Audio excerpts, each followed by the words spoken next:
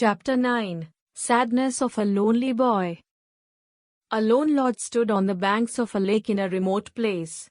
On evening when the sun was about to set, an elder daughter, 2 sons and a wife stood around the bed of a man who was about to die.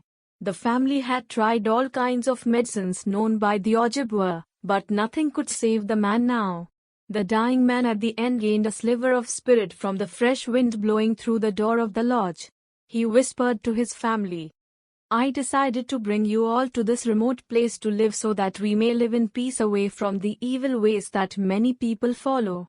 There is unkindness, ingratitude and wickedness surrounding our people. By living away from them I protected your innocence. I have protected you from becoming selfish and proud. It has not been easy to stay away from others. We all have suffered from a lot of discomfort. But I tried my best to feed you all and look after you. But now I am dying. Your mother will not live long and will die soon after me. My children, you will be left alone to look after yourselves. I give you the charge to look after your mother and your youngest brother, who is not strong. I charge you never to forsake your younger brother." As soon as the words ended, the spirit of the man took flight. The 2 older children looked after their mother and the youngest brother. After 6 months had passed, the mother too died. The 2 brothers and 1 sister were left alone to look after one another. For some time it was easy for the eldest brother to take care of his family. But soon he became restless and wanted to do things for himself.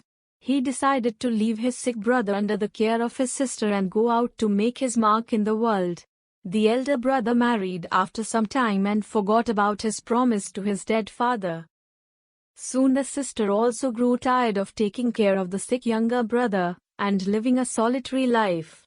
After years of looking after the household and working hard, she wanted to be in the company of other people. One day after gathering some supplies, she told her youngest brother, "Dear brother, I am going out to find our brother. You should not wander away from the lodge.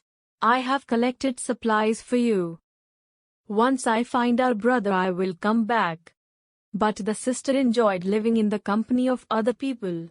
She loved the amusements and pleasures of the social life so much that she too soon forgot her youngest brother whom she left behind. The younger brother, left alone, finished his food supplies. Hungry, he left the lodge to look for food. He could not find much except for some berries and roots. But once the winter set in, everything was covered with snow. The boy then had no choice but to eat the refuse meals of the wolves and live in caves. Very soon the boy overcame his fear of the wolves and sat very close to them as they ate. The boy also became very familiar to the wolves, who soon accepted him as one of their own. They understood that the boy was all alone in the world and started to leave food for him. When spring came, the boy had no place to go, so he followed the wolves. One day the boy and the wolves reached the shore.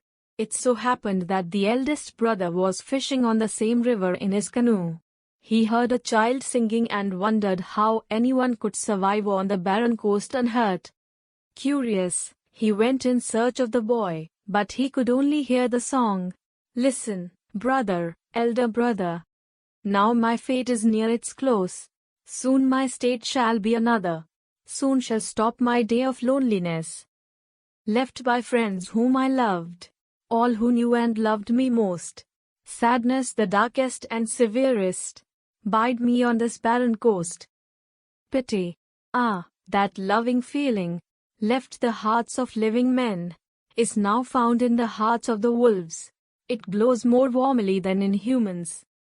Stony hearts, that saw me suffer, deaf to the promise made to the father, deaf to the request of the mother, my sister and brother left me alone.